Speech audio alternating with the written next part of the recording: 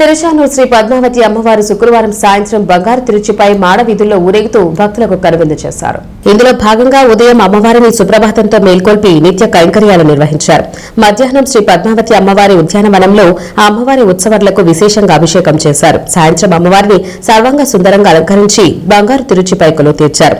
అనంతరం విశేష అలంకరణలో విరాజిల్లుతున్న అమ్మవారు బంగారు తిరుచిపై కొలువు తీరి 4 మాడ వీధుల్లో విహరించి భక్తులకు అభయ ప్రదానం చేశారు.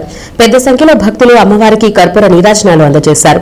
ఈ కార్యక్రమంలో ఆలయ deputy Govindarajan, AEO Devarajulu, superintendent Ramesh, VI Ramu, ఇన్స్పెక్టర్లు సుభాస్కర్ నాయుడు, చలపతి, సుబ్బారాయుడు, ఆలయ అధికారులు తదితరులు పాల్గొన్నారు.